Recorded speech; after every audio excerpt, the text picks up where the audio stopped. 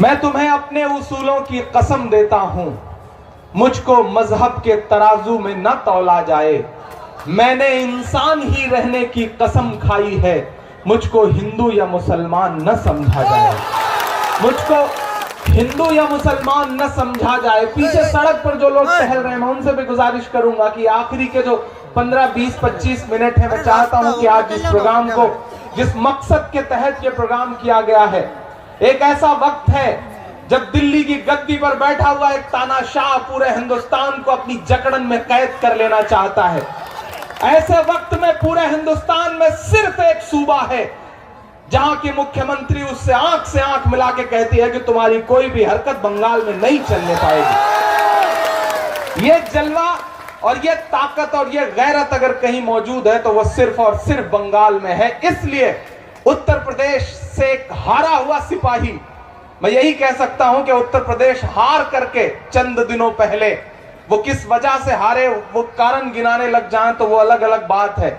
मैं बंगाल में खड़ा हूं, मैं 4 मिसरे पढ़ता हूं, मैं शायर हूं। मैं कोशिश करूंगा कि आपको भाषण कम सुनाऊं और थोड़ी थोड़ी शायरी भी बीच में सुनाता रहूं। बस थोड़ी सी आप सबकी शिरकत होनी चाहिए। मैं 4 पंक्तियां पढ़ता हूं कि अपने अशकों से अपना रुमाल बचाए रखिएगा। थोड़ी सी आवाज बढ़ा दें। अपने अशकों से अपना रुमाल बचाए रखिएगा। अमन मोहब्बत वाले सब आमाल बचाए रखिएगा। अमन मोहब्बत वाले सब आमाल बचाए रखिएगा। हम यूपी को बचा नहीं पाए हैं उनके चंगुल से। अगला मिसरा सच लगे तो आपकी तालियों का शोर पूरे हिंदुस्तान में जाना चाहिए। मैं पढ़ता हूं साहब कि अमन मोहब्बत वाले सब आमाल बचाए रखिएगा। हम यूपी को बचा नहीं पाए हैं उनके चंगुल से। आप दरिंदों से अपना बंगाल बचाए रखिएगा।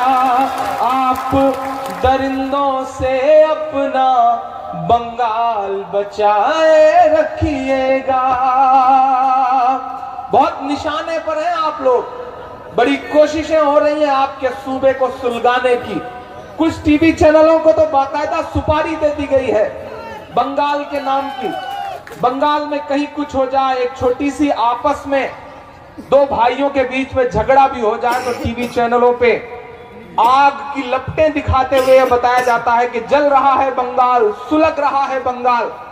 दरअसल बंगाल नहीं सुलग रहा है, वो एंकर, न्यूज एंकर साहब जिस कुर्सी पे बैठे हैं उसमें नीचे आग लगी है, वो सुलग रही है और वो टीवी चैनलों पर नजर आता है। बंगाल तो अपनी तहजीब और अपनी इंसानियत और अपनी हिंदू मुस्लिम कौमी यकजहती के लिए जाना जाता है। पिछले दिनों इम्तिहान था आपके सूबे का, जब एक दिन में मूर्तियों का विसर्जन भी होना था और मुहर्रम का जुलूस भी निकलना था। इम्तिहान था आपके सूबे का, लेकिन सलाम है कि 100 नंबर के इस इम्तिहान में बंगाल 1000 नंबर से पास हुआ। ये पूरे हिंदुस्तान में कहीं और नहीं हो सकता। इसलिए मैं सलाम करता हूं बंगाल को कि चाहत वाले सारे मौसम साथ मनाता है बंगाल। सत्तार साहब ये कोशिश करें। मुझे आज इस प्रोग्राम में आके और इसलिए खुशी हो रही है कि मुशायरे में लोग बुलाते हैं, शायरी सुनने के लिए बुलाते हैं, एंटरटेनमेंट के लिए बुलाते हैं, मनोरंजन के लिए बुलाते हैं, लेकिन सत्तार भाई ने कोशिश करी और पिछले 3-4 महीने से दादा लगातार मेरे कांटेक्ट में रहे और कोशिश करते रहे कि किस तरह से दोनों मजहबों को एकजुट करके एक प्रोग्राम में कर सकूं। मुझे लगता है कि एक बार सत्तार साहब के लिए सारे लोगों की जोरदार ताली बजनी चाहिए, उनकी कोशिश के लिए ताली बजनी चाहिए कि चाहत वाले सारे मौसम साथ मनाता है बंगाल। चाहे खुशियां हो या मातम साथ मनाता है बंगाल। नफरत वालों कर देखो अपनी आंखों से सर कहा तो नफरत वालों आकर देखो अपनी आंखों से, दुर्गा पूजा और मुहर्रम साथ मनाता है बंगाल। दुर्गा पूजा और मुहर्रम साथ मनाता है बंगाल। जनाब शिशिर अधिकारी साहब, सोमेंदु अधिकारी साहब, दिवेंदु अधिकारी साहब, आप यकीन करें कि मैं तो सिर्फ यह सुना करता था कि उत्तर प्रदेश में जो हमारे मुलायम सिंह जी का परिवार है उनका कुनबा बहुत बड़ा है, कोई सांसद है, कोई विधायक है, कोई कुछ है।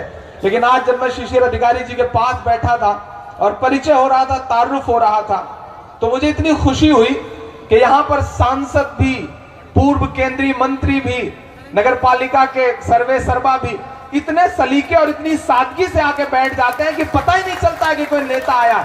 वरना हमारे यहाँ कोई सांसद जब उसे आना होता है तो पहले 15-20 राइफलें आती हैं, 10-20 फॉर्च्यूनर आती है, फिर एक लश्कर आता है, तब पता चलता है कि कोई सांसद आके बैठा है। और हो भी क्यों ना, हम ऐसे सूबे में जी रहे हैं साहब जहां का मुख्यमंत्री अपने ऊपर से मुकदमे हटवाने के लिए विधेयक लेके आता है, संशोधन करता है। ऐसे दौर में जीने वाले सूबे से आया हुआ हूं मैं आपके बीच में। मैं आपसे बस इतना कहना चाहता हूं, मेरी आंखों के सामने मौजूद हजारों लोगों से, कि यह बहुत मुश्किल दौर है।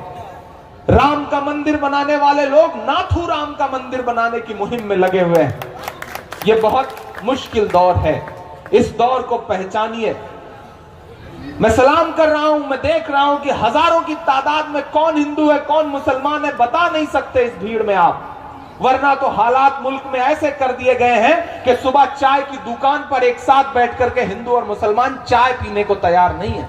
हालात इतने बुरे कर दिए जा रहे हैं क्योंकि उनका एजेंडा ही यही है, उनकी कोशिश ही यही है। वो ये कहते हैं कि जितना ज्यादा कीचड़ होगा कमल उतना ही खिलेगा। उनकी कोशिश ही यही है। ऐसे में आपकी जिम्मेदारियां बहुत बढ़ जाती हैं। मैं खड़ा हूं उस सूबे में जहां से गुरु रविंद्रनाथ टैगोर जी ने पूरे दुनिया को एक संदेशा दिया। मैं खड़ा हूं उस सूबे में जहां नेताजी सुभाष चंद्र बोस, नेता शब्द जिनके नाम के सामने लग करके अपने पे फख्र महसूस करता होगा, मैं उस सूबे में खड़ा हूं। मैं कौमी यकजहती की मिसाल वाले सूबे में खड़ा होकर ये आपसे कह रहा हूं दोस्तों कि वक्त की नब्ज को पहचानिए। वक्त बहुत बुरा चल रहा है, कोशिशें हैं मुल्क को तोड़ देने की। डेमोक्रेसी, लोकतंत्र, जमहूरियत एक ऐसा दौर है कि 70 सालों में आजादी के बाद पहली बार सुप्रीम कोर्ट के 4 जजों को निकल करके प्रेस कॉन्फ्रेंस करके जनता की अदालत में बैठ के यह कहना पड़ रहा है कि मुल्क में डेमोक्रेसी खतरे में है। इस डर को पहचानिए, इस आहट को पहचानिए। अगर एकजुट ना हुए, हम आप सारे लोग, इसी समाज में रहना है, इसी मोहल्ले में रहना है। हमारे घर में आग लगेगी तो शायद पहले शिशिर दादा आए, आपके घर में आग लगे तो शायद पहले सत्तार पहुंचे। इसी कौमी एकजहती और इसी ताने बाने का तो नाम है हिंदुस्तान। इलाहाबाद में 2 नदियां मिलती हैं, गंगा और जमुना, संगम होता है। मैं आज यहां पर खड़ा होकर के कोंटाई में यह कहता हूं कि जिसे संगम देखना हो वो इलाहाबाद न जाकर के आज की शाम चला एक कंटाई में देख ले कि किस तरह मजहबों का संगम हो रहा है। अलग अलग मजहबों के मानने वाले सर जोड़ करके बैठे हुए हैं और मुल्क को कैसे बचाया जाए इस पे कोशिश कर रहे हैं, इस पे बातचीत कर रहे हैं। दिल्ली में बैठे हुए लोग, दादा अक्सर एक बात सुनने में आती है, मैं जहां प्रोग्रामों में जाता हूं, बंगाल इन दिनों खूब कई सारे प्रोग्राम में आना हुआ, दीदी के चुनाव प्रचार में आया हुआ था मैं उस समय, सुल्तान साहब जिंदा थे, उन्होंने बुलाया था तो दीदी की कॉन्स्टिट्यूंसी में रहा मैं। तो बाद में जब वो सोशल मीडिया के जरिए वीडियोस पूरे हिंदुस्तान में गए तो जिस भी सूबे में मैं गया तो तमाम जब भाजपाई मित्र मिलते तो कहते थे अरे यार बंगाल तो सुलग रहा है, बंगाल से ममता दीदी को जाना चाहिए, ममता दीदी को हटना चाहिए, ममता दीदी को हटना चाहिए कुर्सी से। मैंने कहा बहुत सही कह रहे हो आप, बिल्कुल ममता दीदी को बंगाल से हटना चाहिए, बंगाल से हट करके उन्हें दिल्ली की गद्दी पे बैठना चाहिए, तब जाके जैसा बंगाल है शायद वैसा पूरा हिंदुस्तान भी हो सके। और मैं तो पूरी जिम्मेदारी से कह रहा हूं, आने वाले वक्त में 2019 में देश का भविष्य क्या होगा ये कोई नहीं जानता, लेकिन शिशिर दादा, मैं पूरी जिम्मेदारी से कह रहा हूं कि पूरा हिंदुस्तान बहुत उम्मीद से बंगाल की तरफ देख रहा है। मैं एक दिन राहुल जी के साथ बैठा हुआ था, उनसे बातचीत हो रही थी, तो मैंने उनसे कहा कि आप बंगाल की तरफ मोहब्बत का हाथ बढ़ाइए, बंगाल से कह दीजिए कि आगे बढ़े, रहनुमाई करे और आप बड़ा रोल प्ले करिए। और मुझे हैरत और खुशी भी हो रही थी कि वो भी इस बात को एडमिट कर रहे थे कि इमरान, आप सही कह रहे हो, इस समय पूरे हिंदुस्तान में अगर कोई सूबा सबसे ज्यादा जिम्मेदारी से इन फासिज्म के खिलाफ लड़ पा रहा है तो वो बंगाल है। सलाम है बंगाल आपको। और मैं तो पूरे देश में शायर हूं, अपने अंदाज में बात कहता हूं, मुझको जालिम का तरफदार नहीं लिख सकते, कम से कम वो मुझे लाचार नहीं लिख सकते। जहां हथेली पे लिए बोल रहा हूं जो सच, उसको इस देश के अखबार नहीं लिख सकते, उसको इस देश के अखबार नहीं लिख सकते। मैं कलमकार हूं, मैं अदीब हूं, मैं सियासतदान नहीं हूं। मेरी जो जिम्मेदारी है मैं उसे निभाने की कोशिश कर रहा हूं। मैं 4 पंक्तियां पढ़ता हूं कि चाय वाले बाबू को, परसों जी न्यूज को इंटरव्यू दे रहे थे, 13 दिन तिहाड़ जेल से वापस लौटे एक पत्रकार साहब है सुधीर चौधरी, उनको इंटरव्यू दे रहे थे। इंटरव्यू देते देते उन्होंने जब रोजगार की बात आई तो उन्होंने कहा कि जी न्यूज के ऑफिस के बाहर जो लोग पकौड़े तल रहे हैं वो भी तो रोजगार ही है। तो मुझे लगा चलो भैया अच्छा है, चाय से चल करके कम से कम पकौड़े तक तो आए। एक प्रधानमंत्री की भाषा और रोजगार पर बातचीत होने पर उनका जवाब, एक शायर 4 पंक्तियां पढ़ता है कि चाय वाले बाबू को चाय लेके डूबेगी, चाय वाले बाबू को। पीछे अंधेरा है, आप नजर नहीं आ रहे हैं, आप ताली वाली बजाते रहेंगे, शिरकत करते रहेंगे तो मुझे लगेगा कि हाँ आप मौजूद हैं वहां पर। थोड़ा सा अपनी जिंदगी का एहसास दिलाइएगा इस प्रोग्राम में। मैं पढ़ता हूं साहब कि चाय वाले बाबू को चाय लेके डूबेगी, चाय से बचेंगे तो गाय लेके डूबेगी, चाय से बचेंगे तो।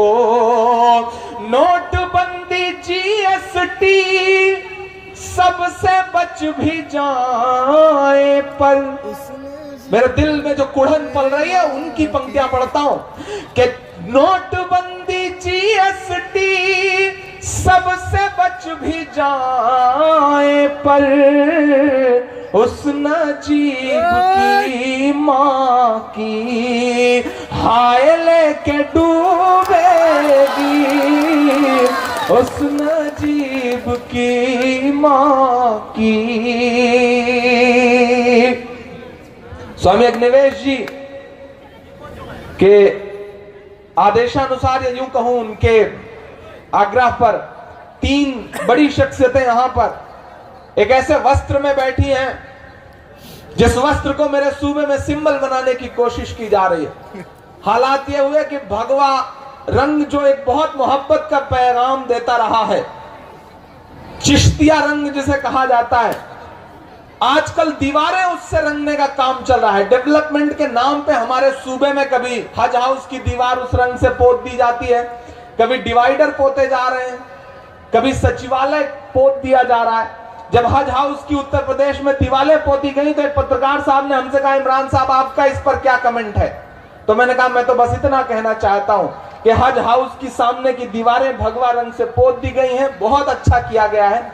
कोई एक भाई उठे हरा रंग लेके चला जाए, कोई एक भाई उठे और सफेद रंग लेके चला जाए, ऊपर भगवा है ही, बीच में सफेद रंग पोत दीजिए, नीचे हरा रंग पोत दीजिए, तिरंगा हो जाएगा, जो हिंदुस्तान की पहचान है, जो हिंदुस्तान की जरूरत है। इस तरह की कोशिश आज सलाम सत्तार साहब को की सारे मजहबों के लोगों को, सारे धर्मों के लोगों को इकट्ठा करके यहां पर एक बहुत खूबसूरत माहौल बनाने की कोशिश की गई। मैं 4 पंक्तियां पढ़ता हूं। मजहब धर्म इससे हट करके मैं एक बात कह रहा हूं कि इस देश में रोजगार कहां है, इस देश में आपके वादे कहां हैं? इस देश में जो आपने दावा किया था कि अच्छे दिन आएंगे, वो कहां है? मैं 4 पंक्तियां पढ़ता हूं कि मोहब्बत भाईचारे के दीवाने दिन ही लौटा दो, वो सस्ती दाल सब्जी के सुहाने दिन ही लौटा दो, वो सस्ती दाल सब्जी के सुहाने दिन ही लौटा दो। ये अच्छे दिन तो अंबानी अडानी को मुबारक हो। अब सुन के बताना बंगाल वालों, ये अच्छे दिन तो अंबानी अडानी को मुबारक हो। हमें ऐसा करो साहिब पुराने दिन ही लौटा दो, हमें ऐसा दिन ही लौटा दो, हमें ऐसा करो साहिब ही लौटा दो। बहुत शुक्रिया। मैं बहुत देर तक आपका इम्तिहान नहीं लूंगा, क्योंकि आप पिछले 4 घंटे से इन कुर्सियों पर जमे हुए हैं। मैं अच्छा अभी हैं आप, अभी बची है आप में ताकत कि आप कुछ और सुन सके? तो एक बार सारे लोग मुझे ताली बजा करके बताएं कि आप इस मिजाज में बने हुए हैं, क्या आप कुछ सुन सके? यहाँ माएँ मैंने बैठी हैं, मैं 4 पंक्तियां पहले ये पढ़ दूं, उसके बाद मैं बहुत छोटा हूं, मैं इस मंच का सबसे छोटा कलमकार हूं, सबसे छोटी शख्सियत हूं, इसलिए 4 पंक्तियां पढ़ता हूं कि अपने शहर की ताजा हवा लेके चला हूं, हर दर्द की यारों में दवा लेके चला हूं, हर दर्द की यारों में दवा लेके चला हूँ। मुझको यकीन है कि रहूंगा मैं कामयाब, रहूंगा मैं कामयाब। मुझको यकीन है कि रहूंगा मैं कामयाब, क्योंकि मैं घर से माँ की दुआ लेके चला हूँ, क्योंकि मैं घर से माँ की दुआ लेके चला हूं। बहुत शुक्रिया। अच्छा जी, अब मुझे 1-2 मेरी जो नज़में हैं उनकी फरमाइशें पीछे से आ रही हैं, मैं कोशिश करूंगा, लेकिन एक बहुत नई नज़्म आपको सुनाता हूं जो इन दिनों पूरे मुल्क में पढ़ रहा हूं। यहाँ मनोहर श्याम जी और उनके साथ 2 बड़ी बुजुर्ग शख्सियतें जो दिल्ली से हमारे बीच में हैं, किस तरह से लोगों का ध्यान हटाने की, लोगों को बरगलाने की कोशिश की जा रही है, लड़ाने की कोशिश की जा रही है। एक नज्म सुनाता हूं, थोड़ी देर आपकी खामोशी चाह रहा हूं। इधर जो दोस्त हैं उनसे गुजारिश है कि थोड़ी देर इधर जो, हाँ बेटा या तो आप बैठ जाओ जहां हो, चुनाव में तो खड़े नहीं हो इसलिए आराम से बैठ सकते हो, कहीं बैठ जाओ, थोड़ी देर चुप रहें। एक बहुत जिम्मेदारी भरी नज्म आपको सुनाना चाहता हूं। दादा बैठे हैं, मैं यहां खड़ा होकर के ये नज्म पढ़ रहा हूं, मुझे सुनिएगा, मेरे एहसास तक पहुंचने की कोशिश करिएगा। पढ़ता हूं साहब। के पूछता है तिलक से वजू चीख कर। मनोहर जी सुनिएगा नज्म। दादा आशीर्वाद आपका भी। बेटा थोड़ी देर इधर जो बच्चे हैं, भैया ये जो बांट रहे हैं आप थोड़ी देर बाद बांटिएगा, आप बैठ जाइए, ये सुन लीजिए उसके बाद बांटिएगा, कैलेंडर बाद में बांटिएगा, बैठ जाइए। हाँ इधर के भी साथियों से गुजारिश है कि बैठ जाइए। किसका बुद्धि है? अब शुरू करूं? के पूछता है तिलक से वजू चीख कर, आमने सामने रूबरू चीख कर। पूछता है तिलक से वजू चीख कर। स्वामी जी को देखिएगा, इमरान को सुनिएगा। के पूछता है तिलक से वजू चीख कर, आमने सामने रूबरू चीख कर। लड़के दंगों में जिसको बहाया गया, लड़के दंगों में जिसको बहाया गया, पूछता है हमारा लहू चीख कर। जब तेरा मेरा, जब मेरा तेरा, जब तेरा मेरा एक ही रंग है, जब तेरा मेरा एक ही रंग है, फिर बताओ भला किस लिए जंग है, फिर बताओ भला किस लिए जंग है। जब तेरा एक ही रंग है, क्या कौन कहता है आबाद हो जाएंगे। सदा मेरे बिट्टू अधूरा रहेगा, सदा इस तरह से तेरा और मेरा संग है। फिर बताओ भला किस लिए जंग है, फिर बताओ भला किस लिए जंग है। आखिरी पंक्तियां पढ़ता हूं इस नज्म की। गाइस, बहुत बड़े बड़े लोग इस स्टेज पे मौजूद हैं, उनकी भी खास तौर से शिरकत चाहता हूं इन मिसरों में। कि ये दुरंगी सियासत नहीं चाहती, हम में तुम में मोहब्बत नहीं चाहती, आप हम दोनों मिलकर रहे प्यार से, बस यही तो हुकूमत नहीं चाहती। क्या हिंदू मुस्लिम लड़े और लड़ते रहे, हिंदू मुस्लिम लड़े और लड़ते रहे, इस हुकूमत का अपना यही ढंग है। फिर बताओ भला किस लिए जंग है, फिर बताओ भला किस लिए जंग है। फिर एक बंद एक नज्म का आखिर में सुना करके फिर 3-4 मिनट में अपनी बात समाप्त करता हूँ, अपनी बात खत्म करता हूँ। जी, मैं वो भी सुना दूंगा। इधर जो लोग खड़े हैं थोड़ा सा उनकी भी शिरकत। अच्छा, नजीब वाली नज्म जी। अच्छा, माँ हम भी तेरे बेटे हैं। देखिए, मेरी खुश नसीबी है कि मेरे घर से तकरीबन 1500 किलोमीटर दूर भी लोग, ऐसे लोग मौजूद हैं जिन्हें पूरी की पूरी मेरी नज़में याद है। ये मेरी खुशनसीबी है। सलाम चचा।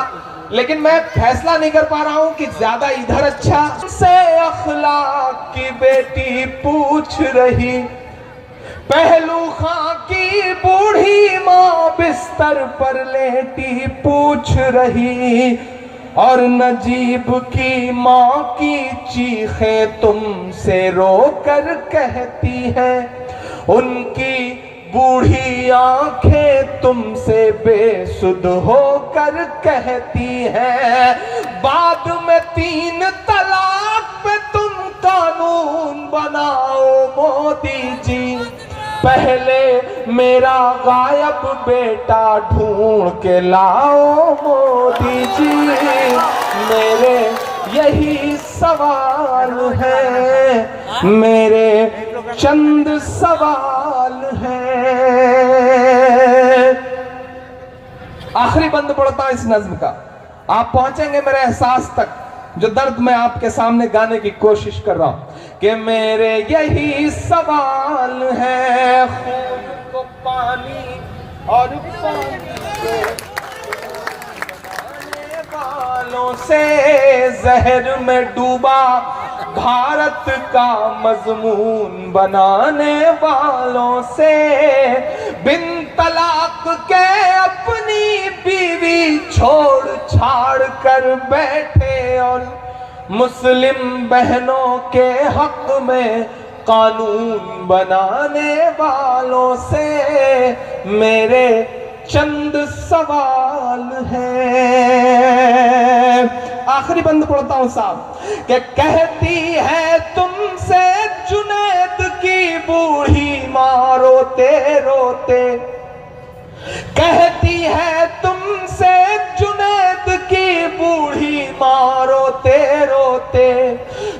जैसे भाई से तो बेहतर था भाई ना होते। कहती है तुमसे जुनैद की बूढ़ी माँ रोते रोते, तुम जैसे भाई से तो बेहतर था भाई ना होते।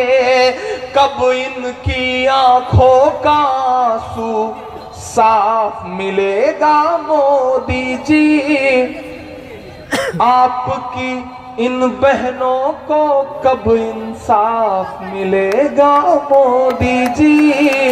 मेरे यही सवाल है, मेरे यही सवाल है। खून को पानी और पानी को खून बनाने वालों से, जहर में डूबा भारत का मजमून बनाने वालों से मेरे यही सवाल है। बहुत शुक्रिया, बहुत मोहब्बत है। और जाते जाते आखिरी के 4 मिसरे पढ़ के विदा लेता हूं आपसे। अच्छा ये भी है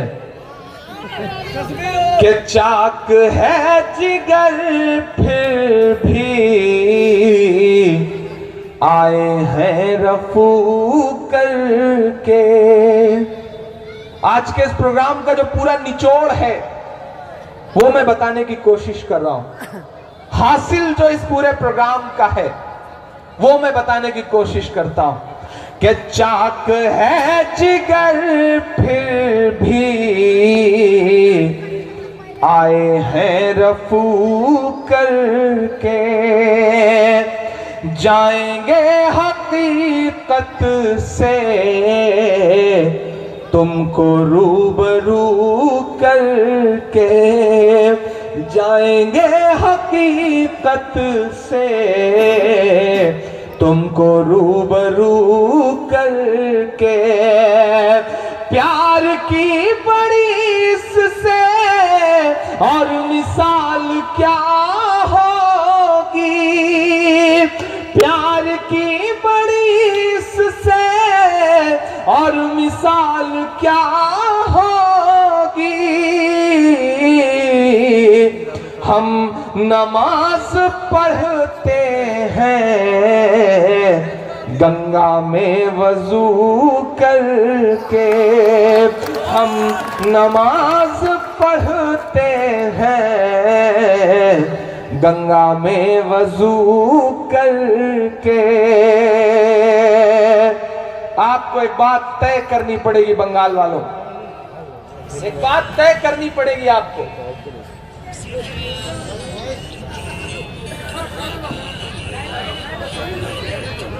इस देश में 2 तरह की ताकतें हैं जो काम कर रही हैं।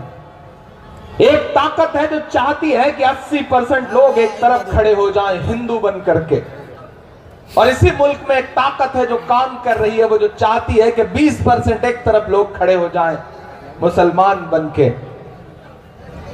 कम से कम 200 बार अब तक बात करी होगी इस प्रोग्राम को लेकर के।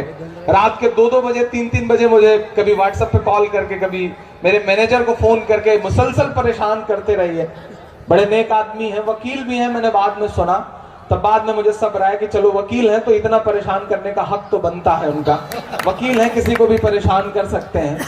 वो एक वकील साहब, बड़ा बोझिल सा माहौल हो गया है, तो बड़ी मजे की बात बताऊं कि एक वकील साहब ने नई प्रैक्टिस शुरू करी कचहरी में, जो लोकल सिविल कोर्ट होती है। एक आदमी अपना मुकदमा लेके पहुंचा, कत्ल का मुकदमा था। तो वकील साहब ने कहा बिल्कुल मैं तुम्हारे मुवक्किल को इंसाफ दिलवा दूंगा, आप परेशान ना हो। तो कत्ल का मामला था। उस आदमी ने कहा फीस कितनी लेंगे? आजकल फीस से स्टेटस तय होता है ना कि वकील अच्छा है या बुरा है। तो वकील साहब ने नई प्रैक्टिस शुरू करी थी, सीधे साधे आदमी थे। उन्होंने कहा कि 5000 रुपए, और मैं इसमें कत्ल में बरी कि कभी ना होगी बंद अजान, कभी ना होगी बंद अजान। मेरी इस नज्म का मिशन समझिएगा। महाराष्ट्र से यानी कि मुंबई से एक साहब जिनकी दुकान लगभग बंद हो चुकी थी, उन्होंने ट्वीट किया कि रात के 4 बजे नींद में खलल पड़ रहा है, अजान की आवाज मेरे कान में, गुंडागर्दी है ये। तो मैं नाम नहीं लूंगा, नहीं आप जान जाएंगे कि मैं सोनू निगम साहब की बात कर रहा हूं। लेकिन फिर कह रहा हूं, सलाम है इस देश की गंगा जमुनी तहजीब को कि हम आप बोलते, कोई मुसलमान बोलता, उससे पहले इस देश के तमाम हिंदू भाइयों ने उठ खड़े होकर कहा कि सोनू निगम साहब बंद रखिए अपनी जुबान। 2.5 मिनट की अजान और 5 मिनट के भजन से इस मुल्क में किसी के कान में दर्द नहीं हो सकता। इस मुल्क की तहजीब का ही नाम यही है। तब मैं एक नज़्म सुनाता हूं आपको साहब कि कभी ना होगी बंद अजान, कभी ना होगी बंद अजान। अगला जो मिसरा आने जा रहा है वो आज के इस प्रोग्राम का हासिल रहेगा। पीछे तक आपकी तालियां जाएं सोनू निगम साहब तक कि कभी ना होगी बंद अजान, कभी ना होगी बंद अजान, के आरती और अजान से मिलकर, आरती और अजान से मिलकर बने हैं हिंदुस्तान। कभी ना होगी बंद अजान, कभी ना होगी बंद अजान, के लम्हे भर की अजान लगे है तुझको गुंडागर्दी, लम्हे भर की अजान लगे है तुझको गुंडागर्दी। हमने तेरे गाने घंटों झेले हैं बेदर्दी, हमने तेरे गाने घंटों झेले हैं बेदर्दी, के गायक बाबू, गायक बाबू बेहद नालायक है तेरा बयान। कभी ना होगी बंद अजान, कभी ना होगी बंद अजान। और रात के इस पहर तक जो हजारों लोग बच गए हैं, मैं उन सबको शामिल करता हूं इन मिसरों में कि जिस दिन इस दुनिया में अज़ान की सदा नहीं आएगी, शिरकत करना अगर हरारत पैदा हो सीने में तो, कि जिस दिन इस दुनिया में अज़ान की सदा नहीं आएगी, रात ही रह जाएगी उस दिन सुबह नहीं आएगी। सोनू निगम का बयान है, सोनू निगम का बयान आया उन्हीं दिनों आपके बंगाल से भी किसी एक छोटे से मौलाना साहब का भी बयान आया कि अगर सोनू निगम सर मुड़वा लें तो हम 10 लाख दे देंगे। नहीं, मैं मजम्मत करता हूं, मैं विरोध करता हूं इस बात का। मैं इस डाइस पर खड़ा होकर कह रहा हूं कि नहीं, इस्लाम इस बात की इजाजत नहीं देता। अल्लाह के रसूल मोहम्मद साहब मस्जिद में बैठे हुए, मस्जिद नबवी में बैठे हुए अपने दोस्तों के साथ, सहाबियों के साथ, एक शख्स पहुंचता है और आपके सामने उसी मस्जिद में पेशाब करने लगता है। सहाबी दौड़ते हैं रोकने के लिए, मारने के लिए। आप मना करते हैं, कहते हैं नहीं, पानी लाओ, साफ करो। और उस शख्स को अपने पास बुला करके कहते हैं कि मस्जिद इबादत का घर है, पेशाब करने की जगह नहीं है। वो आपके कदमों में गिर पड़ता है, कहता है मैं तो आपका अखलाक देखने के लिए आया था। ये है इस्लाम। ये गलत लोग हैं जो इस्लाम का चेहरा बना दिए जा रहे हैं।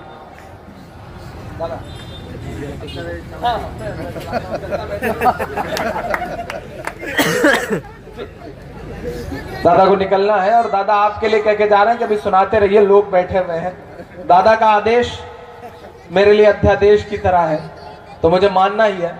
मैं ये नज्म मुकम्मल कर देता हूं। मैंने कहा ना कि ये जो लोग इस्लाम का चेहरा बना दिए जा रहे हैं, नहीं, ये कहा जाता है कि इस्लाम ना खून बहाने की इजाजत देता है। मेरे तमाम हिंदू भाई यहां बैठे हैं, मैं उनसे बताना चाहता हूं कि अरे साहब, जो मजहब वजू करते हुए नाहक पानी बहाने की इजाजत न दे, वो भला नाहक खून बहाने की इजाजत कैसे दे सकता है? ये आपको भी समझना पड़ेगा। वो जो चैनलों के जरिए कुछ चेहरे बना दिए जा रहे हैं कि ये इस्लाम का चेहरा है, नहीं, वो इस्लाम का चेहरा नहीं है। जिस तरह बिस्मिल्लाह कह करके शराब पीने से हराम शराब हलाल नहीं हो जाती, उसी तरह अल्लाह अकबर कह करके किसी मासूम का कत्ल कर देने से वो कत्ल जायज नहीं हो जाता। हमें इस बात का विरोध करना पड़ेगा, हमें इस बात की मुखालिफत करनी पड़ेगी। मैं नज्म पूरी करता हूं साहब कि जिस दिन इस दुनिया में अज़ा की सदा नहीं आएगी, रात ही रह जाएगी, उस दिन सुबह नहीं आएगी। कि अल्लाह तुझे हिदायत दे दे, दुआ कर सकते हैं हम कि अल्लाह तुझे हिदायत दे दे, ले आए ईमान कभी ना होगी बंद अज़ान, कभी ना होगी बंद अज़ान। और आखिर में जाते जाते मैं स्वामी जी की मौजूदगी में, मनोहर श्याम जी की मौजूदगी में, मनोहर श्याम जी को भी एक माला पहनाई जाए। स्वामी जी अब तक इस कार्यक्रम में, एक बार जोरदार ताली दिल्ली से आपके बीच में चल करके स्वामी जी आए हैं, और जिस खूबसूरती के साथ उन्होंने अपनी बात रखी थी उसके लिए उन्हें सलाम है। उनके जो विचार हैं उसे आत्मसात करने की जरूरत है। मैं एक नज्म सुनाता हूं मदरसे पर, जिस नज्म ने मुझे आप तक पहुंचाया है, या जिस नज्म ने मुझे आपके दिलों तक पहुंचाया है। अभी पिछले 15-20 दिन से देश के टीवी चैनलों पे एक डिबेट बहुत जोरों पे रहा, क्योंकि उत्तर प्रदेश शिया वक्फ बोर्ड के वसीम रिजवी साहब ने एक चिट्ठी लिखी प्रधानमंत्री को। वो वसीम रिजवी साहब जिनके खिलाफ सीबीसीआईडी की जांच चल रही है, सरकार से लोग मांग कर रहे हैं कि इनके खिलाफ सीबीआई की जांच करवाई जाए। जो बंदा सीबीआई की जांच से बचने के लिए उसने एक चिट्ठी लिख मारी कि मदरसों में ऐसा पढ़ाया जाता है, मदरसों में वो पढ़ाया जाता है, मदरसों में टेररिज्म सिखाया जाता है। तो मुझे मेरी एक नज्म याद आई, मैं आपको सुनाता हूं। मैंने बड़ी आसान सी जुबान में एक नज्म कहने की कोशिश करी। मैं इलाहाबाद विश्वविद्यालय में हिंदी साहित्य का विद्यार्थी रहा हूं।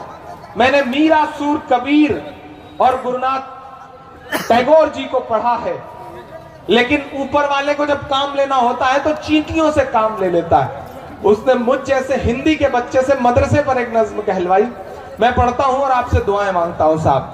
कि मिला हमेशा चाहत का पैगाम मदरसों से। देखिए अब भाषण का वक्त भी खत्म हो चुका है, अब सिर्फ शायरी का वक्त बचा है।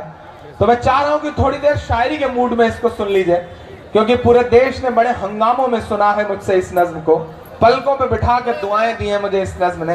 तो मैं चाहता हूं कि आज कॉन्टाई मिदनापुर भी मुझे उसी तरह मेरा दामन दुआओं में भर के मुझे विदा करे। मैं पढ़ता हूं, एक बार जोरदार ताली बजा करके मुझे हुक्म दे। मैं स्वामी जी का विशेष आशीर्वाद चाहूंगा इस नज्म पर। ये मेरे लिए बड़ा जज्बाती लम्हा है कि स्वामी जी बैठे हैं, मनोहर भाई बैठे हैं और मैं ये नज्म सुना रहा हूं। और डाइस पे जो लोग बैठे हैं, बच गए हैं, मैं उनसे भी गुजारिश करूंगा कि थोड़ा आपकी भी शिरकत हो। ये जिम्मेदारी दाद देने की सिर्फ नीचे बैठे हुए लोगों की थोड़ी है, ये स्टेज पर बैठे हुए लोगों की भी है। मेरा अपना मानना है कि कोई भी कार्यक्रम दो हिस्से में बटा होता है। एक ये जो 4 फीट ऊपर बैठे हुए लोग हैं और वो एक जो 4 फीट नीचे बैठे हुए लोग हैं। ये नीचे बैठे हुए लोग हमसे कमतर नहीं है, हमसे बेहतर हैं, क्योंकि पिछले 5 घंटे 4.5 घंटे से आप अलग अलग भाषाओं में अलग अलग जुबान के लोगों को सुन रहे हैं और उन्हें दाद दे रहे हैं। ये बहुत बड़ी बात है, इस बात के लिए आपको सलाम। और मैं तो बड़ी जिम्मेदारी से बात कहता हूं कि आप नीचे हैं तो इसका यह मतलब नहीं कि आप कमतर हैं। जिस तरह तराजू में 2 पलड़े होते हैं, उसी तरह इस कार्यक्रम के 2 पहलू हैं, एक ये और वो। आप नीचे हैं, तराजू का वही पलड़ा नीचे होता है जिसमें वजन ज्यादा होता है। आप ज्यादा वजनदार लोग हैं। मैं सलाम करूंगा आप सबकी मौजूदगी को। माएं बहनें बैठी हैं, उनसे भी गुजारिश कि आपकी भी दुआएं मिले, क्योंकि आप जिसके सर पे हाथ रख दें उसे मनमोहन सिंह बनने में देर नहीं लगती। तो थोड़ा सा आप सबकी भी शिरकत हो। पढ़ता हूं साहब कि मिला हमेशा चाहत का पैगाम मदरसों से। ये तमाम जो गिरिराज सिंह जैसे नाम हैं, साक्षी महाराज जैसे नाम है, वसीम रिजवी जैसे नाम है, इन सब के नाम है मेरी ये नज्म। कि मिला हमेशा चाहत का पैगाम मदरसों से, मत जोड़ो आतंकवाद का नाम मदरसों से, कोई इल्जाम मदरसों से, कोई इल्जाम मदरसों से। स्वामी अग्निवेश जी तो लगातार भ्रमण करते रहते हैं, मदरसों में जाना और लोगों तक अच्छे संदेशे पहुंचाना, ये उनका एक शगल है। मैं ये मिसरे पढ़ता हूं साहब कि यहाँ कुराने पाक की हर लम्हा है तिलावत होती, यहाँ कुराने पाक की हर लम्हा है तिलावत होती, जर्रे जर्रे में हमदर्दी और मोहब्बत होती, और मोहब्बत होती। कभी नहीं हो सकता कत्ले आम मदरसों से, मत जोड़ो आतंकवाद का नाम मदरसों से, कोई इल्जाम मदरसों से, कोई इल्जाम मदरसों से। कि चाहे शेखुल हिंद हो या फजले हक खैराबादी, चाहे शेखुल हिंद हो या फजले हक खैराबादी। बहुत शुक्रिया। बड़े बुजुर्गों की दुआएं मिलती हैं तो बहुत हौसला आता है, बहुत ताकत मिलती है। उनका बहुत शुक्रिया। चचा ने आकर के मुझे दुआएं दी, और बड़ी मजे की बात है कि ये मुशायरों की रवायत नहीं है, लेकिन उन्होंने मुझे 2000 रुपए भी दिए। ये मुशायरों की रवायत नहीं है, लेकिन मैं उनके लिए बेटे की तरह हूँ, और उन्होंने इतनी मोहब्बत से इसमें अपने जज्बात शामिल करके मुझे दिए हैं, तो मैं चॉकलेट खाने के लिए इसे रख भी ले रहा हूँ। उनका शुक्रिया, उनकी मोहब्बत का शुक्रिया। मैं पढ़ता हूँ साहब कि चाहे शेखुल हिंद हो या फजले हक खैराबादी, जंगे आजादी में सबने अपनी जान लड़ा दी, अपनी जान लड़ा दी। कि मिला हमें आजादी का इनाम मदरसों से, मत जोड़ो आतंकवाद का नाम मदरसों से, कोई इल्जाम मदरसों से, कोई इल्जाम मदरसों से। इस देश का मिसाइल मैन अपनी 5वीं तक की तालीम चेन्नई के एक मस्जिद के बरामदे में बैठ के पूरी करता है, और बाद में इस देश को परमाणु संपन्न बनाता है, और मीडिया कहती है कि मदरसों में आतंकवाद पढ़ाया जाता है। मैं एक बंद पढ़ता हूं साहब कि बड़ी जरूरत देश को जब जब किया कमाल इन्हीं ने। भारत क्रिकेट का विश्व कप जीतता है, क्रिकेट के भगवान सचिन तेंदुलकर को जीत का जश्न मनाना होता है, तो उन्हें कंधे पर उठाने के लिए गुजरात की मस्जिद के मुअज्जिन का लड़का यूसुफ पठान आगे आता है, उन्हें कंधे पर उठा के पूरे स्टेडियम के चक्कर लगाता है। यह कुव्वत, यह ताकत मस्जिद और मदरसों के उन छोटे छोटे दानों में है जो हमारे आपके चंदों से आते हैं। मैं पढ़ता हूं साहब कि बड़ी जरूरत देश को जब जब किया कमाल इन्हीं ने, देश को एक से एक बढ़ करके दिया है लाल इन्हीं ने, दिया है लाल इन्हीं ने। 3 राष्ट्रपतियों के नाम गिना रहा हूं मैं कि निकले जाकिर। मीडिया के दोस्तों से गुजारिश है कि बहुत कुछ छापा है अब तक, ये भी छापिए कि निकले जाकिर फखरुद्दीन कलाम मदरसों से, मत जोड़ो आतंकवाद का नाम मदरसों से, कोई इल्जाम मदरसों से, कोई इल्जाम मदरसों से। बहुत शुक्रिया, बहुत शुक्रिया।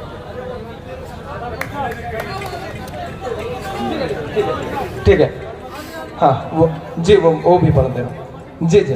आखिरी बंद पढ़ता है इस नज़्म का साहब।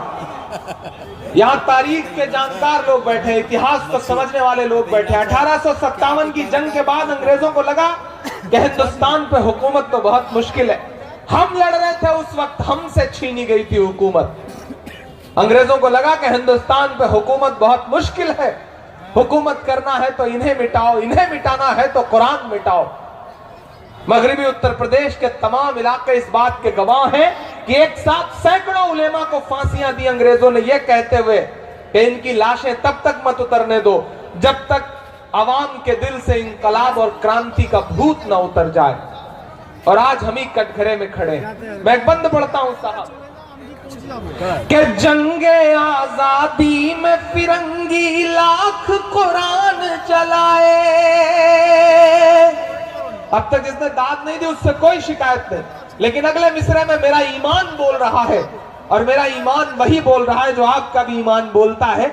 हरारत पैदा हो दिल में तो एक एक हाथ को कसम हवा में उठे। अगला मिसरा पढ़ता हूं साहब कि जंगे आजादी में फिरंगी लाख कुरान चलाए, किसी भी हाफिज के दिल से एक हर्फ मिटा ना पाए।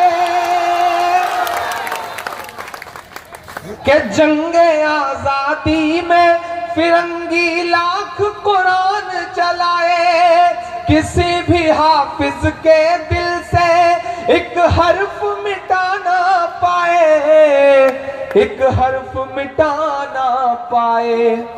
लिया है अल्लाह ने ऐसा भी काम, मदरसों से मत जोड़ो आतंकवाद का नाम, मदरसों से कोई इल्जाम, मदरसों से कोई इल्जाम, मदरसों से।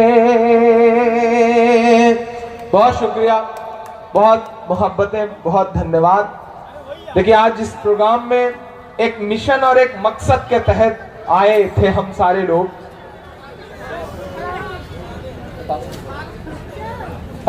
सोहेल भाई ने भी इजाजत दे दी है और मैं भी अब उसी दिशा में बढ़ रहा हूं। मैं एक बात आपसे कहना चाह रहा हूं कि ये तो किसी कॉन्फ्रेंस और यकजहती मुहिम में हम लोग यहाँ आए थे।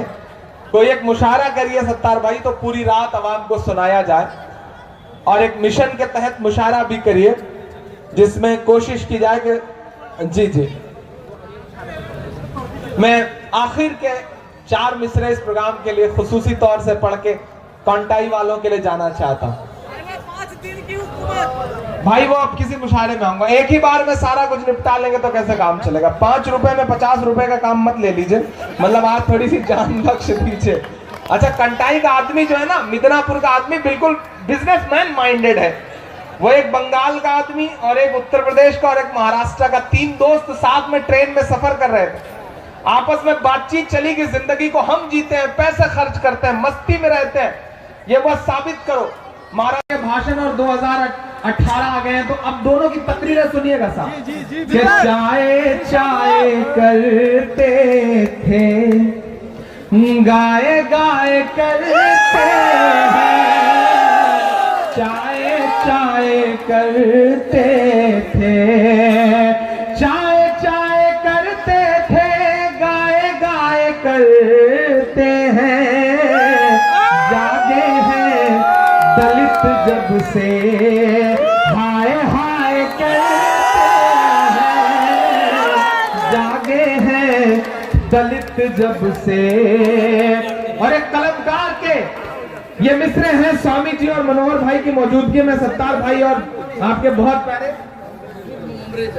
मुमरेज साहब, माशाल्लाह बड़ा खूबसूरत नाम है।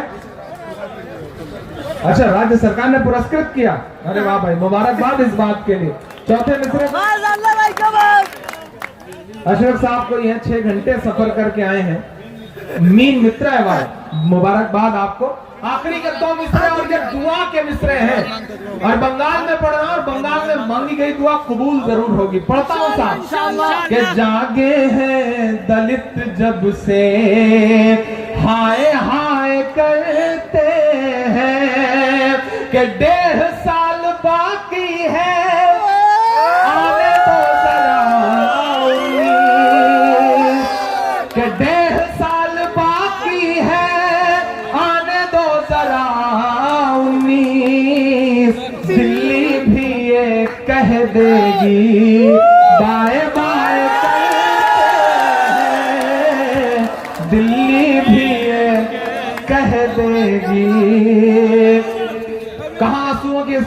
होगी, नए लोग होंगे, नई बात होगी।